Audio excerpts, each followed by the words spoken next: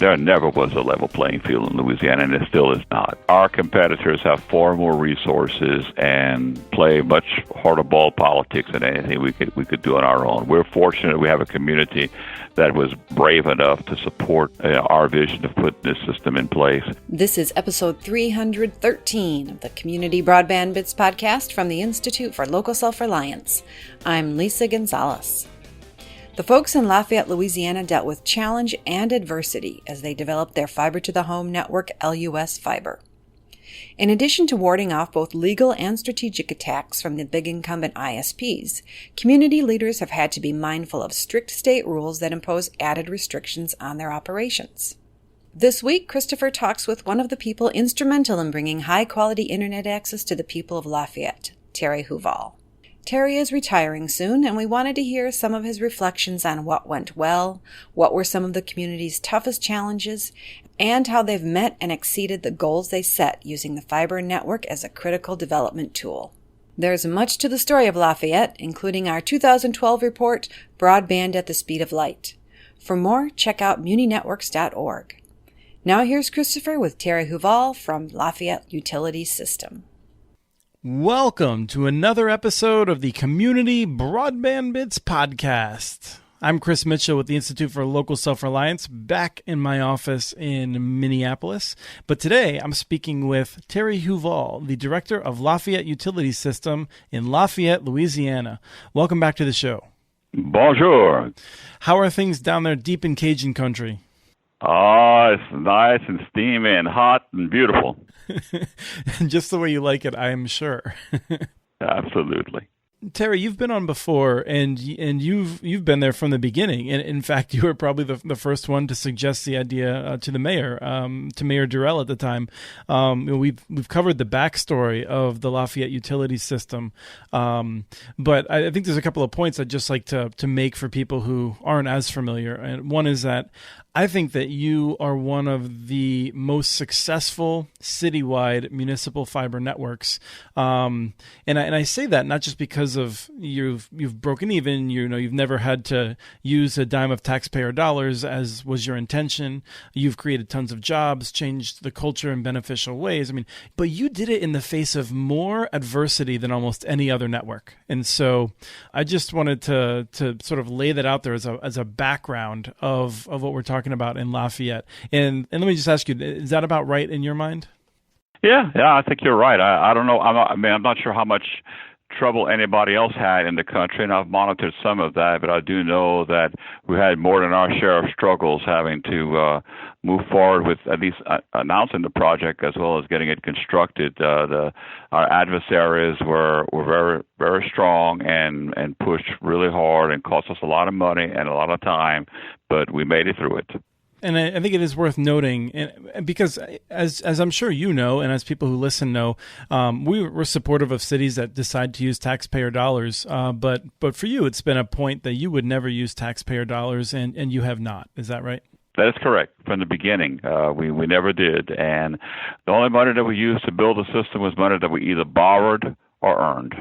The question that I really want to start off with, sometimes I end with this, but I with you, you've announced that you're going to be retiring before too long. And so I think it's really a great time to reflect and ask you, knowing now, when you got started with this, you were trying to build a utility system that would just meet local needs. You ended up going through lawsuits, multiple battles in the state capitol, endless freedom of information requests used as a weapon against you, reports that even when you were succeeding claimed that you were failing. You've had the incumbent industries try to harm you in other areas of utility that aren't even related to broadband. So, knowing you, I know that you'll say it was worth it, but can you tell me why it was worth it for the amount of sleep that you've lost? Well, yeah, most definitely our community has benefited from making this happen.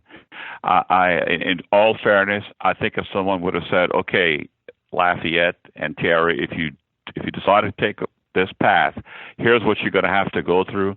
I think there would have been a much more tepid reaction to that locally. I mean, while people might have been excited about it, the idea that we were going to go through all of that challenge and all of that cost and all of that risk would have been, I think, would have cooled some heels.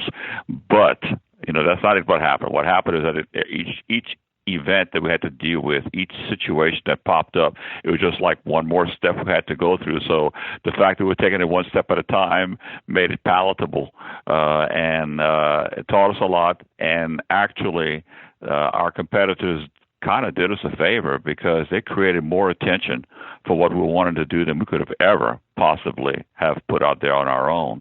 And so in some cases, I think I ought to send them a thank you note for making so much noise about it that our early advertising didn't have to say more than "we're ready to serve you." Well, and one of the things that you noted when you finally were allowed to start building the network was that your capital cost to build the network declined significantly because of the amount of years that you lost fighting in courts for just the authority to do it. Yeah, and not only that, we also ended up getting the benefit of the next generation of infrastructure that was available. Our system was one of the first ones to be put in that would have had the ability to go from not only to 100 megabit per second speeds, but to gig, and with minor modifications to 10 gig, and which we're offering that now too. So it actually gave us the opportunity to build it, use a more advanced topology that allows us to continue to grow our system at a much faster rate than we could have with the previous technology. So we want to thank our competitors for giving us that opportunity. The heritage of the Cajuns is strong. It's worth noting that every generation thinks the generation after it is weaker and softer, but much like your ancestors who settled a region that probably should not have been settled given the weather you face on a daily basis. You're always up for a challenge, it seems like. Let's talk a little bit about what you've experienced and how you got through it, because as I noted, you faced a lot of competition. And I think if you go back to what Mayor Durell's talking points back when the referendum to move forward with this project, his critique was often one that the private sector would not do this, that there was not real competition and investment that you needed. And I fully agree that he was right. And yet over the years, I think you would say that you have faced stiff competition. So how do we understand that, in that we both are frustrated at a lack of competition, and yet when you get into this, it feels very competitive? Oh, there's no doubt that what happens is that the private sector has done a really good job of scaring communities and to keep them from doing this. And they've done such a good job with that there's only a few communities or a handful that may try to do so. And so when that happens, then those large companies use all their resources and just pour it on those poor communities that are trying to make that take place. And that's what we went through here. In fact, what we saw not long after we got really deep into the construction of it is that our competitors were lowering their prices in Lafayette, but not lowering their prices in other communities that were outside of Lafayette. Like Baton Rouge was paying more for cable TV service and internet service than the people in Lafayette were. Whereas prior to that time, that they were paying the same. So competition, worked very granularly in this area, and that was tough because that meant we had to keep our prices lower than maybe our price points could have otherwise had been, which made our profitability more difficult, made it take more time for us to get to that point. So they certainly did everything they could from a pricing and marketing perspective, as well as just from when we were constructing the system, trying to find ways to get in our way. And as you pointed out, our culture here is fairly resilient and fairly hard-headed, and we kept plowing through and finding ways to get done what needed to be done. In 8 years or so, I think you've had to raise, or I would say adjust your prices. You raised your prices while offering higher capacity connections one time that I'm aware of, while always maintaining that low cost, affordable option that people can take without signing on to other services. What do you do in this environment? Or I guess there's several different questions around pricing, but the first one I'm curious about is, how do you maintain such low pricing or consistent pricing in the face of different promotional deals that are rolling through and other challenges? We have learned how to play that game. Initially, I got to tell you, being a utility guy, the rates to customer A are the same rates I charge to customer B, the same rates I charge to customer C. And I realized not long into this business that we weren't going to be able to be successful had we done that, because there are always people out there that are looking for deals. And if you don't have some kind of package you can put out there, even though it might be for 2 years or whatever, if you don't do that sort of thing, you're going to lose an important segment of the population you're trying to serve. So we've had to kind of go with the approaches that attract customers and retain customers. That was a learning curve for us, and also we had to learn that you're not going to make it in this business if you don't increase your rates to cover what your costs are. And our big cost increases through the years have been cable television. And while cable television is kind of dropping in popularity, there's still a very important segment of our customer base that wants that service. And if we're going to offer it, we're going to have to increase the prices. And on the internet side, people want good high-speed internet, and using more and more of it. We had to make adjustments there, too, to keep our rates to where, we had to increase them, but we always kept them at a level that was cheaper than our competitors. And we shaved it really tight, but it's worked out well for us. Right, it's a good reminder. I'm sure that your television prices have gone up more than once, just because that's the nature of the business.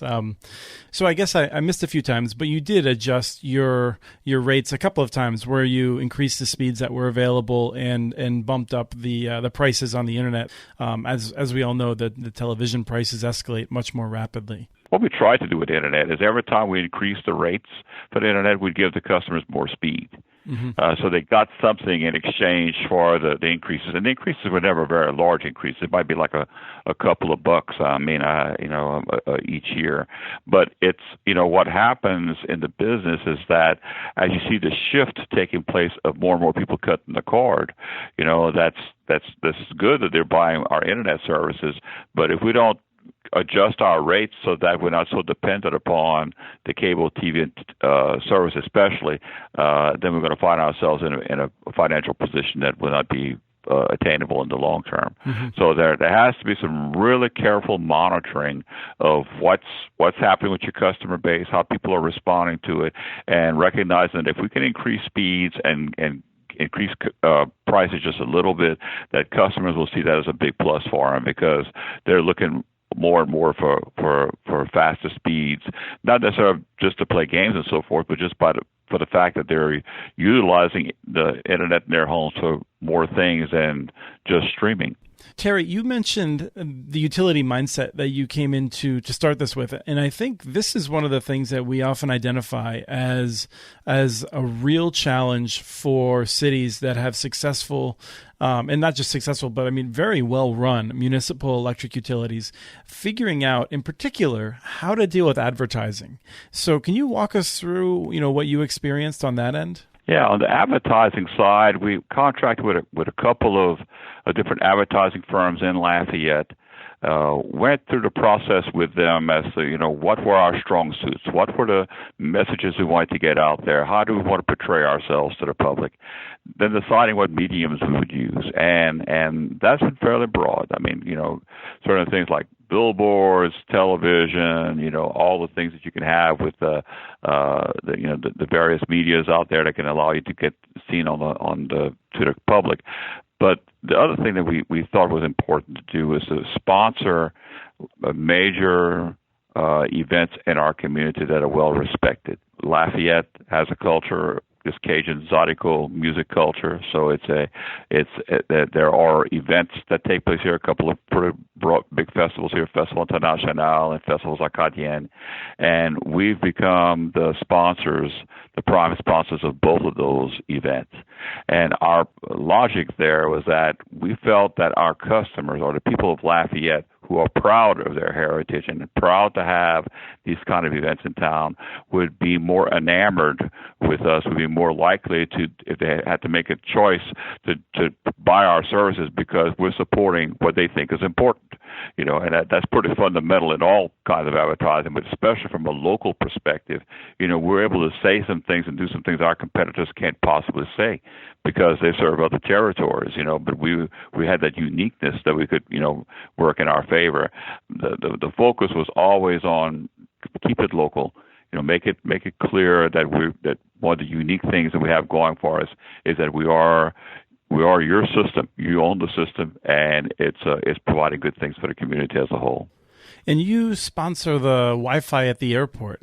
I'm curious, what kind of, is that a headache? I mean, is that something that is, relatively easy to do? I'm sure it gets you a lot of visibility, but I've always been curious what it takes to do something like that at the airport.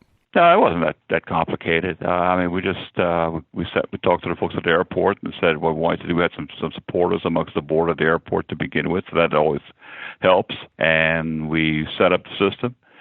Put a gig in the airport, and the people love it. It's free, and it's kind of we have billboards in the airport to advertise that, and so it's another one of those things that we think is a good thing, not only for our local customers but also for people that are traveling to see something. There's something really unique here in Lafayette because it's a fairly small airport that's got gig, and we don't see it happening in too many airports in the country. Right, but although you do get quite a lot of traffic for some of your various festivals through, I'm sure. Oh, yes. So are those your employees then that go and tinker with an access point when it goes down, or is that something that the airport takes care of? No, in this particular case, it's a sponsorship that we have, so it's just as though we were paying the airport to do something. In essence, we are paying them, and then they're kind of paying us back by the same amount of dollars for us to put up the system at our cost and operate the system. So it works well for what they're trying to get done, and from our standpoint, we ensure that the system is working properly going forward.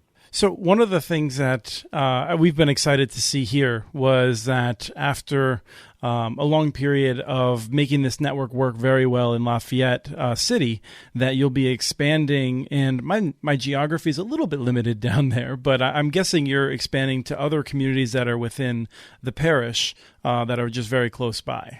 That is correct, yes. So we had been getting requests from people outside the city of Lafayette for some time to get service to them, but after all, this system was voted on by the citizens of the city of Lafayette, and we had an obligation to serve them first. And so after we laid out all of the fiber to the locations that were initially planned to be served, then we had an opportunity to start looking at serving outside the city. The state law that's in effect that has given us so much challenges in the past does not restrict us from serving outside the city. It allows us to serve any where we want to in the state. We're not looking at going all over the state, but certainly there's no limitation. So there's a couple of communities that have good high growth rates, a little town of Broussard and Youngsville, which are just south of Lafayette. And our infrastructure was not very far from those communities. They're very close to the city of Lafayette. But we got with Mayor Robideau, who's the mayor now, and I discussed it with him and told him, look, here's what I think we should do. We're getting requests for this. It's a good way for us to make some money, and it'll help our profitability. But he and I both agreed we weren't going to do this on a speculative basis. We're going to do it based on having some pretty good sense that we're going to have success. And these first developments that we served have been just that. We've had some wonderful success out of it. People are very excited about it. It's been interesting to see that not long after we began putting fiber in those developments, some of our larger competitors started putting fiber in that area. In fact, the larger competitors in the area is the guys that fought us all this time. And it's just been in the last couple of years we've seen them starting to put fiber, but only in places where they think they can make the highest profitability. But the good news is that we're there first in so many locations, so we've already got a good bit of that market with people that are very satisfied with our services. Well, and that actually reminds me that I was curious, what is your take rate within the city of Lafayette now? Yeah, it's about 43%. We knew if we got above 38%, we'd be where we needed to be in our according to our business plan, and that we're right there with it. So 43% gives you enough net income at the end of the year to invest that in some nearby communities. And for people who might not be familiar, I'm guessing you probably already run the electricity to those houses. You probably maybe do the water as well. Is that right? In the city of Lafayette, yes, we provide electric, water, and sewer service. You don't in the parish? In the parish, we have some areas that we serve, but very few. There's other utility companies in those areas that provide service there. Okay, but the one thing that unless something's changed, I know that you do is you generate electricity, and you generate more electricity than you use, and you export that you have agreements with others that buy that as well, right? Yes, we have done that. A lot of the whole electric market has changed, so we're actually taking advantage of lower cost power that we can use in Lafayette, from outside. So it's a buy and sell sort of thing. It's a market driven type approach to energy in this area now, just like it is in many parts of the United States. So that model has changed a good bit, but our customers are still getting really good low cost electric service too. Great. I just wanted to sort of throw some of those things out there. And apparently I had a few misconceptions myself, but for a municipal utility, it's not always the case that these things naturally stop at the border's edge. There's a lot of cases in which utilities help each other out. They cross over a little ways. So for you to expand internet access is not something that's outside the norm, I don't think. No, it's not outside the norm. It's just that when you look at what's happening in some other states, like in Tennessee, where there's restrictions on where they can extend their system, we're fortunate that our law does not provide that type of limitation. Now, one of the things that I'm definitely curious about is there was this idea of a level playing field in Louisiana. Do you feel like you have the same advantages and vulnerabilities as your cable and telephone competitors? There never was a level playing field in Louisiana, and there still is not. Our competitors have far more resources and play much harder ball politics than anything we could do on our own. We're fortunate we have a community that was brave enough to support our vision of putting this system in place, but it's been a struggle. The private companies have just so many advantages over what we have.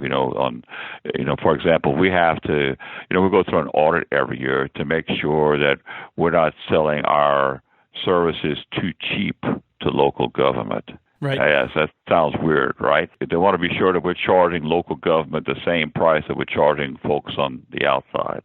It sounds silly because we should be able to, if we decide that Lafayette government is a large enough entity to where we can sell in bulk or whatever, we ought to be able to charge at a cheaper price, but we can't do it.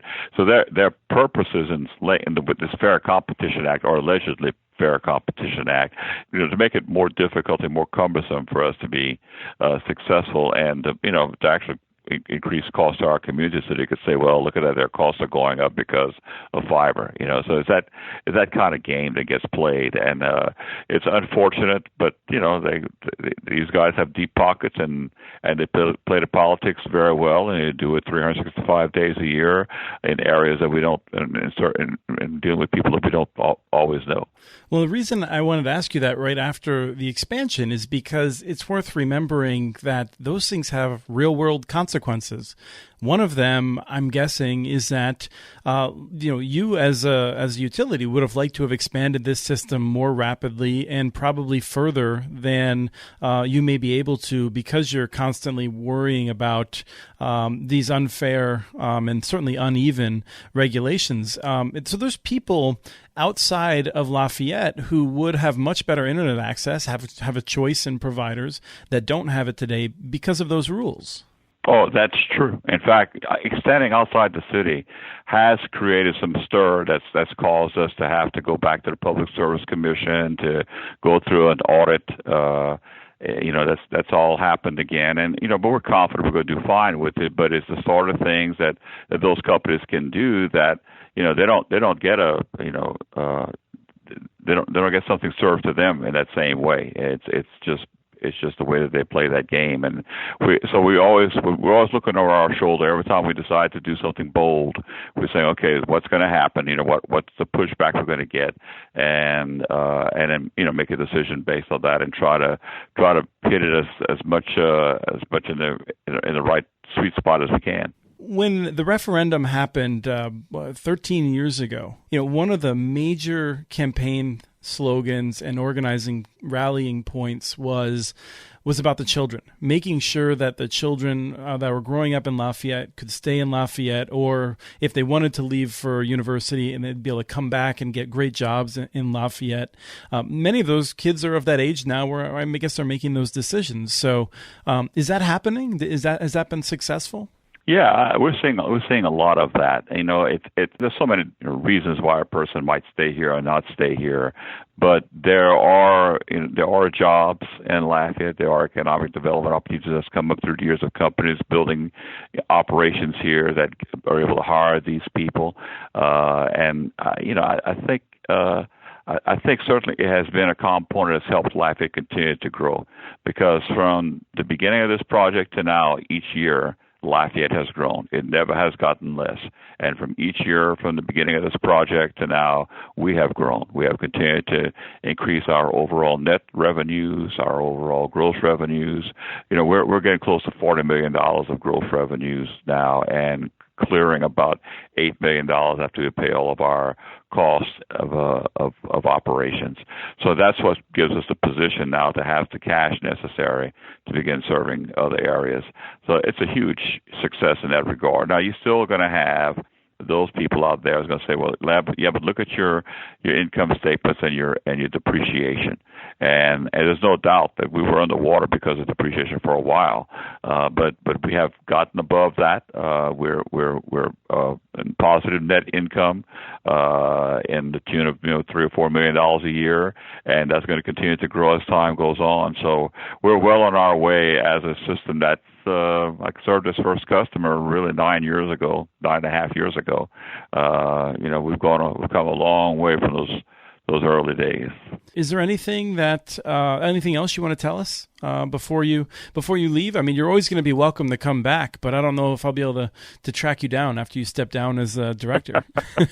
well, you've got my cell number, so you can always find me. But no, I have really enjoyed my work here. It'll be 24 years when I retire. I worked 16 years before that with another electric utility company, so I've had 40 years in that business. And the last, 14 years since we began talking about fiber the first time, it's been an invigorating challenge for me and my team and for our community. And it's created a lot of excitement, a lot of public support, and we look forward to continuing to grow this system. And the good news is I have some really fine people that I've worked with here, some very bright young minds, and they've been sitting at the table with me all the way through this process, so they know what to do, they know how to get there, and I still live in town. So, no matter what, there's always be a connection there, and it's a proud part of our history.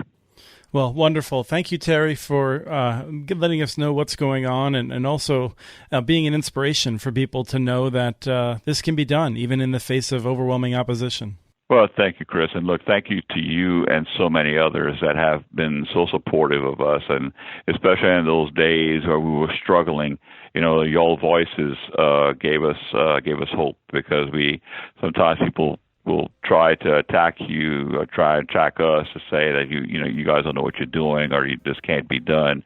And when you talk to others, and especially folks like you who see the vision of it all, it gave us a lot of inspiration to go forward with this. So thank you so much. That was Christopher speaking with Terry Huval from Lafayette Utility System discussing LUS Fiber. Remember to read up on LUS Fiber and the struggle in Lafayette at muninetworks.org. We have transcripts for this and other podcasts available at muninetworks.org/broadbandbits. Email us at podcast@muninetworks.org with your ideas for the show. Follow Chris on Twitter. His handle is @CommunityNets. Follow muninetworks.org stories on Twitter. The handle is @muninetworks.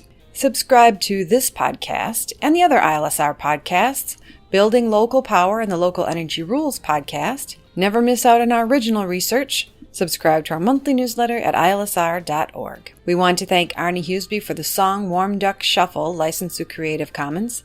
And thank you for listening to episode 313 of the Community Broadband Bits podcast.